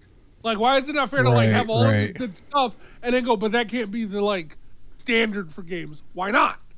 If it's the good game, then it should be the standard for games. Everything should be now better than that one. You don't want to go backwards, but that's all they were arguing, and people are still trying to fight it and it's like all we're saying is don't put microtransactions in the game, and like all these people are getting upset over it. And it's like why? Because you want to put microtransactions in your games, and people are finally wising up and calling you out for it. But like the comments for this video, this is the most based IGN video ever uploaded. More of this, please. Okay. Somebody was like, didn't realize IGN still had employees who dare speak out against the industry. This is the best IGN video I've ever seen, or I've seen in about a decade. Oh wow. Yeah, it was like link it to me in the why have you group been chat. hiding the most based man from your staff from us? Oh, yeah. But then somebody pointed this out, and it was like, makes so good. And it's in 2003, you entered a store to find games. In 2023, you enter a game to find stores. Wow. And it's just like, yo, that's so true. And it's so annoying that games are in this state. And because we're saying we want better, all of a sudden we're the bad guy for it. And everybody's mad at this video. And again, he probably shouldn't have titled it as the I remember So, seeing a bunch of people like YouTubers make videos about this, but I didn't actually see the video itself. Real quick, I wanted to say for the Dead by Daylight footage on the screen, that killer pieced both of y'all up really bad. Because I was looking at that like, because y'all was trying to get away, and then he kind of caught y'all, and then he grabbed one dude and came and got back and hung you right after you hung the other. I'm like, dog, all right. He didn't cheat, but like, nah, he got you. It was me, brother Patrick, and then like two random people. Them other people weren't good. All right.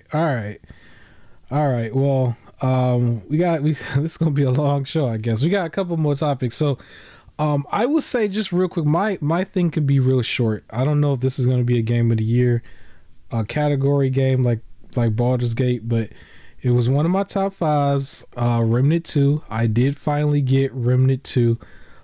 So what happened with me, I guess I have to give some props to GameStop. You got yours at GameStop too, right?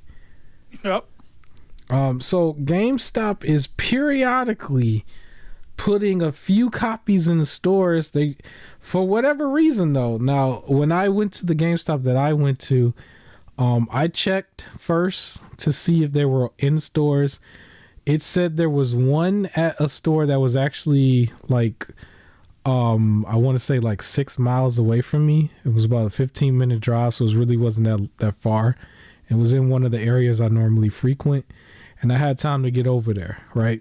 So I went in there. I asked the lady, "Do you have Remnant 2?"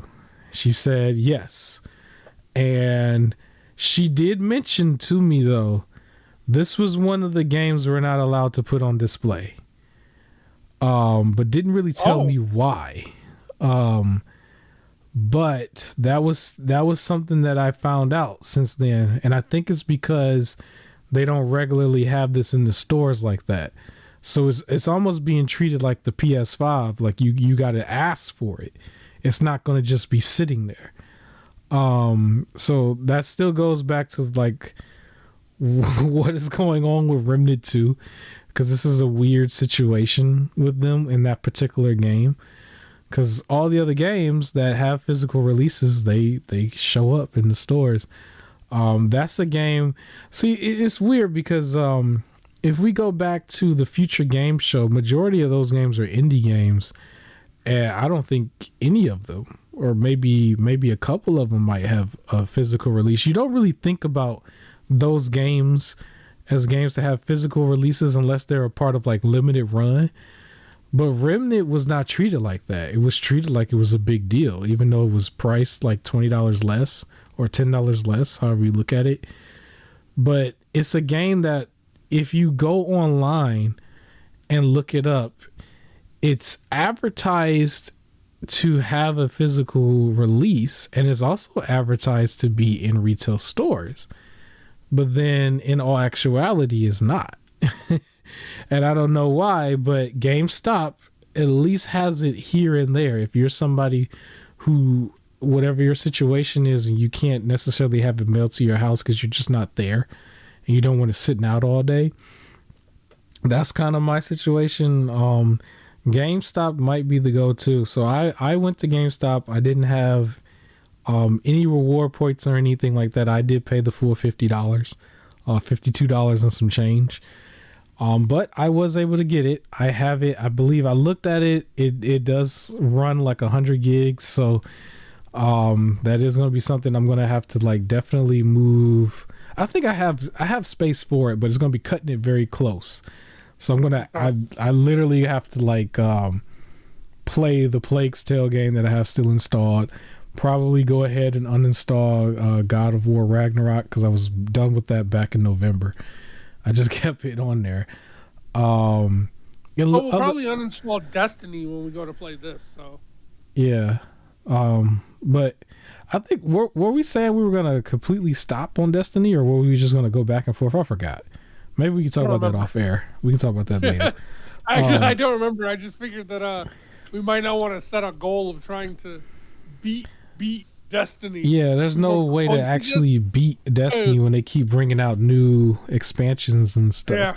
Plus, now we're on the on the fetch quest stuff where we just have to keep doing something over and over. Yeah. Until we can unlock new story, which is gonna be boring. And we still also get sidetracked with like the live events, or we accidentally just like go to a public event and shoot something, and then now we're in the public event instead of doing the mission.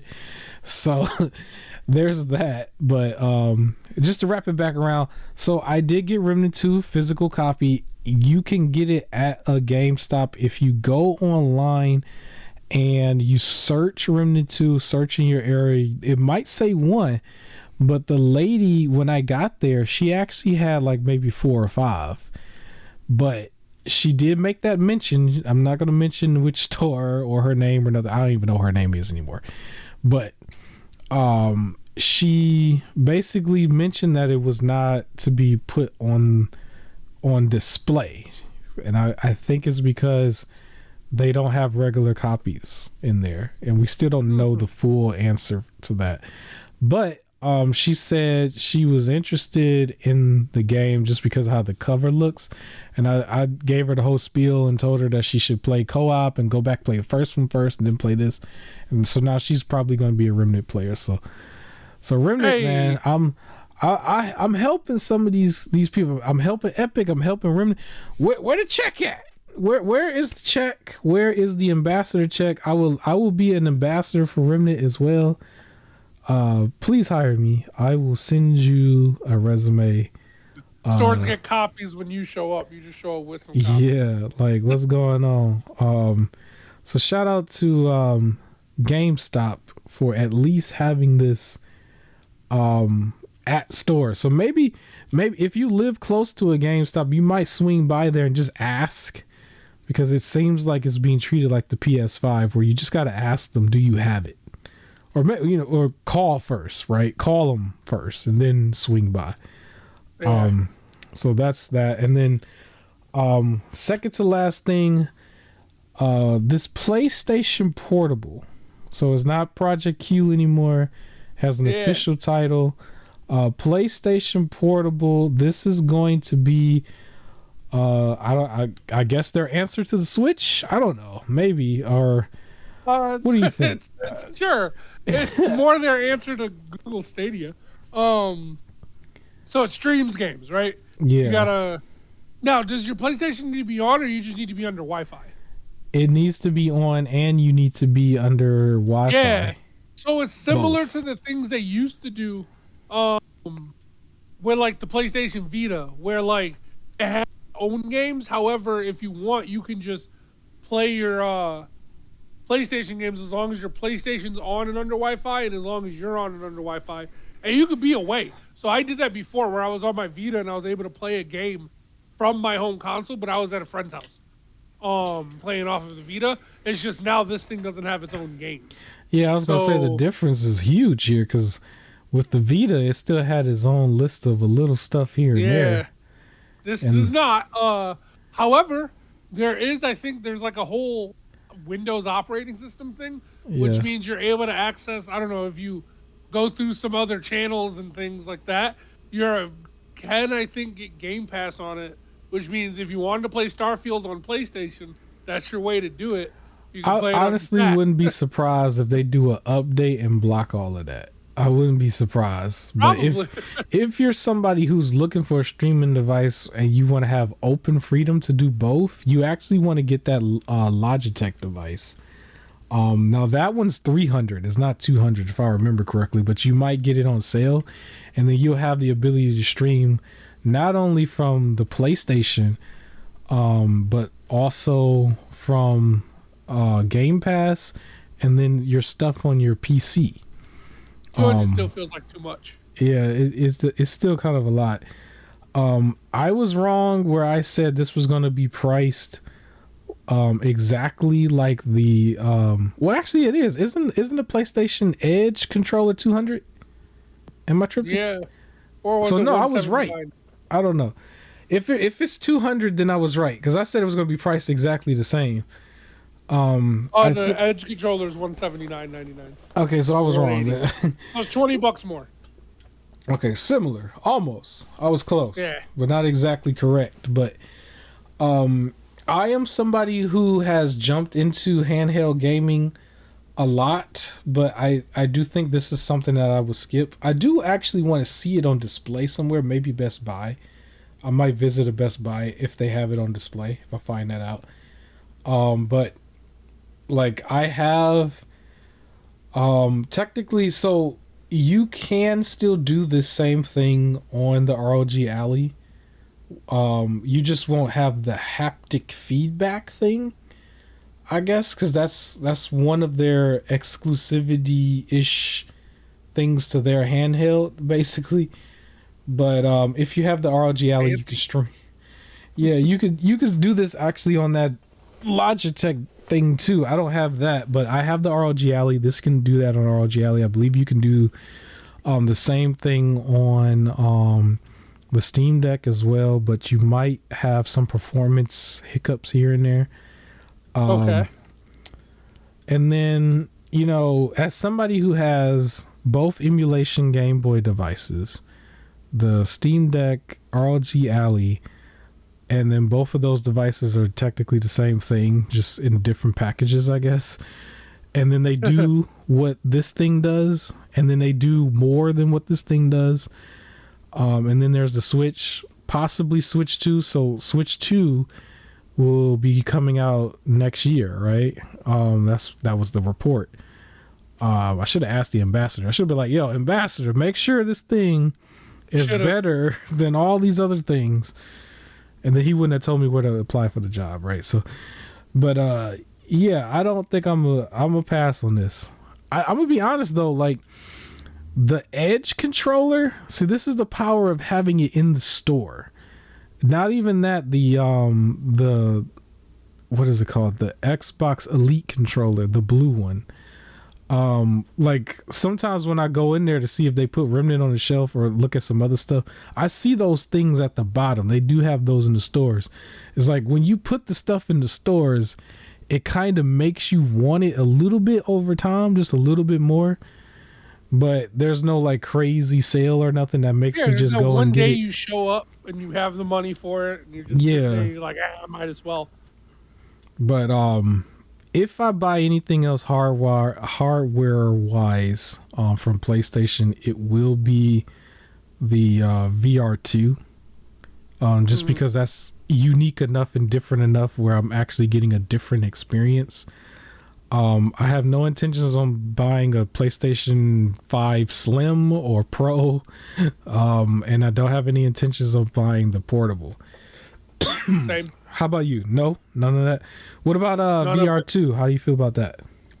I borrowed a friend's VR1 and didn't even play it. So, I don't think I'm getting the VR2 either. Now, the interesting thing, the PlayStation Portable is getting a rough start from the media, because I've seen multiple reports now where people have literally called it useless. So I don't know. They're not being fair to this thing. They're not giving it a chance. Of course, the diehards might get it, but I really do think that it's going to be more of a gimmick, like in the beginning for people. But there's a lot of work going on. You would literally have to turn your system on, keep it on, and then take this thing somewhere where you have reliable Wi-Fi. And I don't think a hotspot is going to do it unless you buy one of those hotspot plans. That's like where you carry. There's this thing I saw a streamer have where it basically gives them really good Wi-Fi while they're out. And like, it's a lot of work you have to do for this. I don't think you're going to, like, where are we getting good internet from unless you're at your work's like internet, right? Or your school, maybe. It's like, you better be doing what you're supposed to be doing there. Right. Yeah, I think this is way more of a gimmick. It's almost on this level of like the stuff that came with the Switch, like the Mario Kart that was like the toy, or the bongos or the Ring Fit. It's almost like literally that. Where this is best is if the PlayStation's in the living room, right? And family wants to watch a movie, but you want to play PlayStation. Yeah, I was gonna say the only scenario. Turn on the PlayStation, switch back to the TV channel, and you get to play off of that instead. Right, and I remember that's how they they used to market the Wii U that way. It was like you can go on the Wii U's tablet, if you remember that. Yeah. And the Switch is the same thing. They marketed the Switch that way. It was like just pull it off of the TV and you have it in your hand. And it's like, I don't know, like the scenario doesn't make sense for adults because there's this thing called a man cave. True, but that set up everything to make, like, so the other thing is if you bought the system, but the system's for the whole family. Yeah. And everything, so then you want to do this while the kids want to watch SpongeBob.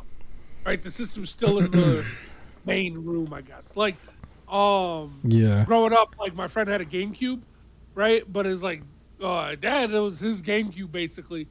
So it was just like, we would play it, and when we're not playing it, then it would play, like, Madden or something. Right. But he didn't get to do nothing. It was like we were both there, and he would just let us play. So I think it's the same thing. I would like to point out because the footage just switched. So you called me out on the getting pieced up in that first Dead by Daylight footage, but that second one, you ain't see me super juke. Like, that dude was on my tail, and I ran up, I escaped him. Every time you see the red light on me, that means he was like right behind me and was about to close in, and I like ran through and escaped. And he was a second away from hitting me. Like, like if I would have slowed down a second, he would have gotten me. Like, I had to juke, like he was after me, like crazy. So, all right, we're back to having a 2-hour podcast again, but last and final thing, we're gonna technically end on a lower note, I guess. We had some recent deaths, some recent passing aways of two legends in the space, the wrestling space. Actually, I just want to just do something real brief. We don't have to go that long. It'll be about 5 minutes. We ain't got that much time with this God of War footage, anyway. But so first, Terry Funk, hardcore legend. He passed away, and then I believe either a day or 2 days later, Bray Wyatt passed away. Yep. Terry Funk, Chainsaw Charlie, huge legend. Legendary matches with Mick Foley. Mick Foley did a lot of, he got a lot of influence from him and everything. Yep. Kept going for a very long time. He was forever. Very long time, long career, well known. These guys are going to be huge in the next WWE game, right? Oh yeah. Bray Wyatt gone way too soon. Way too soon. That should have been the next Sting, Undertaker. That should have been. It's crazy. It's just sad he was gearing up for a return. He's missed. Definitely missed. Yeah. Some of the highlights from Bray Wyatt that I remember when he had the Wyatt family and the Shield. Roman Reigns and them was in the Shield, and they like got in the ring at the same time. For like, it just sort of happened, I guess, in that scenario. Like they were all trying to jump Daniel Bryan and CM Punk, and like the scenario was like them two facing off while CM Punk and Daniel Bryan was just kind of confused outside. And I remember the crowd was crazy because it was like one of those things where they didn't really cross paths, but you had two groups that were growing and rising in like fame and everything. And then they finally had an Elimination Chamber match, or not the Elimination Chamber, but a match at the Elimination Chamber. And it was just hyped. Like before they even did anything, everybody was chanting, "This is awesome." It was just like the craziest buzz. And then they just had a great match. Right. Yeah. And then, Bray Wyatt, I give him a lot of credit for something that I usually only see Chris Jericho do, and that's somebody who's like able to really adapt their character to whatever situation they're given, because that's he went reinvention every time, where it's going to be something new. Slightly, even when it seemed like he was getting like his character taken away from him and put on like Alexa, or like if he was like somewhat getting buried a little bit like by John Cena or something, like he was still able to like come back, make it better. The Fiend thing was white hot to the point where he was like the extra inside of the game They didn't want to give you. They tried to really utilize him to make some money on. I think it was 2K20 at the point. Yep. It was so speaking of those, my two moments I love. It was him fighting. I think it was John Cena, where he was just like, I got my fireflies with me, and then just every light in the arena was just like on. It's like supposed to be the fireflies. Yeah. And everything with the lights like off. That was fantastic. Just that visual. And then he got the whole world in his hands. He was doing that at one point. The Fiend stuff, I actually showed a lot of my non-wrestling fan friends the Firefly Funhouse videos. Yeah. Especially, like, it was one of the early ones. It was specifically, it was two of them. It was one of the early Let Me Ins, and then the one with Huskus, the big boy. Yeah. Which reminds me that I've been seeing this guy, Wyndham Rotundus' Nexus days. Right, the original formatted NXT. Like I watched that. So this dude, yeah, he's just been there for a long while. But yeah, it was that one where he was just like doing dances, and like it was that weird like let me in like little part that he does. Like it was really cool. I wonder if his gimmick might get thrown on the Bo Dallas and they push Bo Dallas to the moon, because they kind of did something like that with Rey Mysterio and Eddie Guerrero a little bit. Yeah. And it was a weird time for Rey Mysterio, because I remember Rey Mysterio had to put on a little bit of weight because they wanted him to put on some weight for being a WWE champion, and he didn't put it on right. He ended up just having a gut. Yep. But he still worked the matches and still did his thing. And I just wonder if they might do that with Bo Dallas. Bo Dallas had like a rough start with his Believe thing and didn't really catch on that long, but it was hot in NXT. Yeah, it was hot in NXT, but then afterwards it kind of just died out a little bit. But so like he was Uncle Howdy, if I'm not mistaken. He was the Uncle Howdy person. Okay. He might be able to like really take off with that gimmick. Like, and it was cool to see. I saw some clips with the Wyatt family, like the other members showing up to pay respects and everything. I saw some of that. That was he still had a really good career though. Like his moments was really good, because like I know they were saying he was former WWE champion, which is true, but he didn't really get that much of a run. But at the same time, that title belt, I've always said this, like that title belt don't have the same volume anymore. I mean, well, Roman Reigns is doing a good job of being like a super champion, but at the same time, it was like a lot of people can't get themselves over unless they have a belt. You know what I mean? Like in the sequence, like he didn't need that. He was the guy who carried the entire program with Undertaker, and Undertaker didn't even show up like until actual WrestleMania. Like he carried that whole promo thing for 2 months by himself. Literally just him going out into the ring and all that type of stuff, building the casket backstage and stuff. Like he did all of that on his own, right? He was like still one of the more over guys while he was like booked to lose and stuff. Like Wyatt was like, this is a huge loss for WWE, and I saw some reports that they're going to dial back a few things and stuff because they can't really, get this type of loss for their name, because it echoes a bigger thing that we don't have to go too much into, but it's like you can't really have this type of loss with young guys like that. I remember when WWE lost Brian Pillman when it was WWF, and like it was a big deal back then because they just kind of just announced it, and the family didn't know until like the last minute and stuff. And with this, I believe his dad called Triple H and let him know. But yeah, definitely gonna be missed. Terry Funk, huge legend already. Bray Wyatt, instant legend overnight. Instant. Any merchandise, anything out there, I mean, it's just gonna be on fire. It's probably gonna go to his fam. He still had a great career overall, because he still won the big one, right? He still became WWE champion. He still beat John Cena and AJ Styles on a SmackDown, and I remember as he was pinning John Cena didn't whisper it. He said it as loud as he could, but he said he's a credible champion now, right? And so, yeah, once you beat AJ Styles and John Cena clean in a ring, you are a credible champion at that point. So he was definitely credible. Great career. RIP.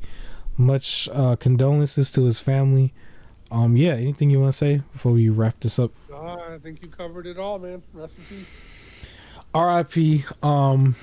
For next week, well, not really next week. I think in the next coming weeks, I did want to cover a couple more things regarding the Power Ranger Megazords. These like exotic Megazords that's been coming out, because apparently some of them have already come out in August, but then there are going to be some that's supposed to come out in September.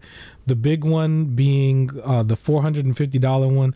I don't got money for that, but I would like to at least cover that at the very end of the show. So look forward to me talking more about that, because I think altogether it was like 3 or 4 of them. They're all still the same Megazord, the Dino Megazord. But I just want to, I'm going to be like watching YouTube to try to find footage of anybody doing reviews on it, and I just wanted to cover it. But yeah, so other than that, that's all I got for you here. We are out of time. Me and my co-host is about to go pig out at Mongolian Barbecue. If you have a Mongolian barbecue in your area, haven't been there, definitely recommend it. And I will catch you next week. Peace.